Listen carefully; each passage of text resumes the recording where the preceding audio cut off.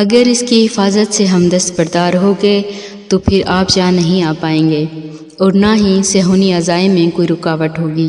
ہم نے اپنی جانوں کی قیمت پر اب تک حفاظت کی ہے اور ہماری نسلیں یہ فرض اسی قیمت پر ادا کرتی رہیں گی۔ ہمارا اعزاز ہے کہ یہ خدمت ہم کمزوروں کے حصے میں آئی ہے۔ ہم انبیاء کی سرزمین کے حقیقی رکھوالے ہیں۔ فلسطینی خاتون کی باتوں اور انداز میں مروب کر دینے والی شان تھی۔ ترکی سے مسجد اقصیٰ کی زیارت کو آئی فاطمہ خاتون کو یہاں قدم قدم پر حیران اور مروب کر دینے کو بہت سا سامان تھا۔ افطار کے وقت وہاں کی 90% خواتین مسجد اقصیٰ میں افطار کیا کرتیں۔ معلوم ہوا کہ یہ آمد معمول کا حصہ ہے کہ مسجد کی چہل پہل کو انہوں نے خود پر لازم کر رکھا ہے۔ اسی دوران فاطمہ کی بات چیت اس مقامی خاتون سے ہوئی تھی جو اپنی 2 بچیوں کے ساتھ مسجد اقصیٰ کے صحن میں اجتماعی افطاری کی تیاری میں مصروف تھیں۔ وہ خواتین خوفناک اسلحہ لیے فوجیوں کو دیکھتے اللہ اکبر کا نعرہ بلند کرتیں۔ ان کا یہ انداز تکبیر اسے ڈرا گیا تھا۔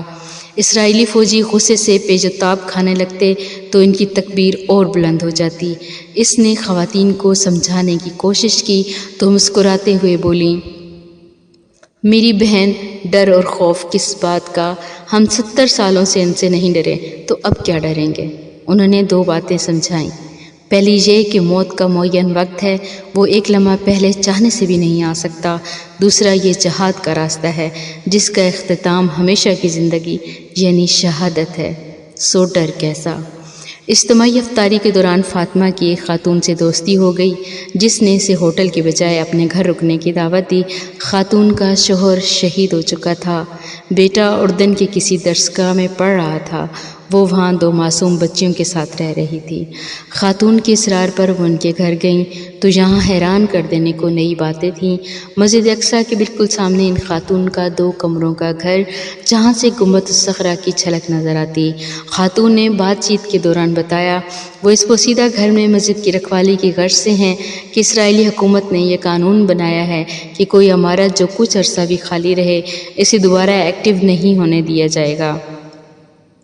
دوسرے معنوں میں وہ اسرائیلی حکومت کی تحویل میں چلی جاتی ہے اور گھر کی مرمت بھی اجازت کے بغیر نہیں ہو سکتی اور اجازت لینے پر بھی نہیں ملتی۔ یہاں سیمٹ تک لانا گویا جرم ہے۔ بے بسی کی اس حد تک لا کر اسرائیلی مکان کے بدلے غیر معمولی آفر، دنیا قدموں میں رکھنے، سب بدل دینے کے وعدے کرتے ہیں۔ اس کا عزم تھا کہ وہ، ان کا بیٹا اور بیٹیاں اپنی زندگی میں اسے دستبردار نہیں ہوں گی کہ یہ مسجد اقصیٰ کی حفاظت کا معاملہ ہے۔ اس نے بتایا یہاں اطراف میں اسرائیلی مکانات پر بزور طاقت اور کبھی ہیلے بہانے سے قبضہ کرتا چلا جا رہا ہے۔ ہم اقصیٰ کی بیٹیاں امت کا فرض کفایہ ادا کرنے کی کوشش میں ہیں۔ صہیونی فوجی مسجد کی چہل پہل بڑھنے پر کھولنے لگتے ہیں۔